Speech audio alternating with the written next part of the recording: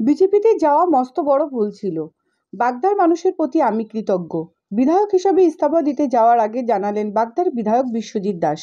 আমি কৃতজ্ঞ বাগদার মানুষের কাছে।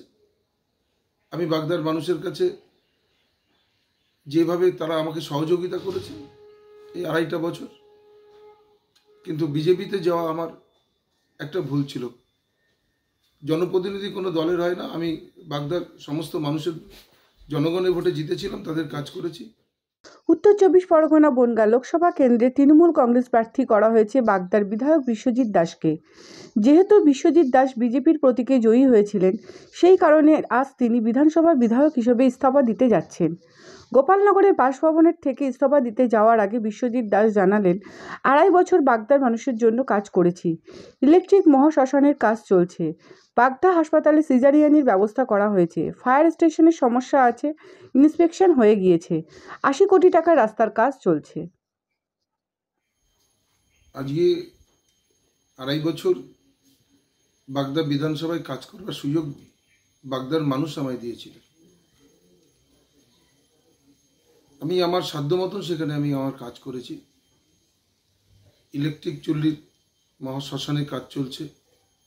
হাসপাতালে কোনো প্রসূতিমা ভর্তি হতে পারতেন না, সিজারিয়ানের ব্যবস্থা ছিল না, করেছি।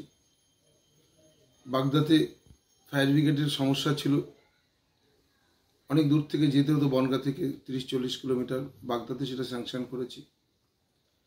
বাগদায় গুরুচাঁদ শিক্ষা নিকেতন ইংলিশ মিডিয়াম, সেটা স্যাংশন করে অনুমোদন কমপ্লিট করে দিয়ে এসেছি।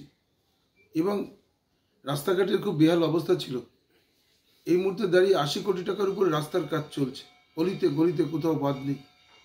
সমস্ত রাস্তাঘাট শহরের সাথে গ্রামের রাস্তাঘাটের পাকা রাস্তা, বড় রাস্তার সাথে জুড়ে দেওয়া হচ্ছে। বিধায়কহীন হয়ে পড়ল বাগদা, সে প্রসঙ্গে বিশ্বজিৎ দাস জানিয়েছেন, ভালো কিছু পাবে বাগদা। আমি বাগদার মানুষের প্রতি কৃতজ্ঞ। মানুষ বিধায়কহীন হয়ে গেল, সেক্ষেত্রে অসুবিধা নেই। আমি আমার যা কাজ বাগদার মাটিতে আমি করে দিয়ে এসেছি, কোনো অসুবিধা হবে না। বাগদার স্বাধীনতার পরে বাগদার মাটিতে এই কাজ কখনো হয়নি। অতএব সামনে লোকসভা নির্বাচন, আমার বিশ্বাস বাগদার মানুষ আমায় সমর্থন করবে।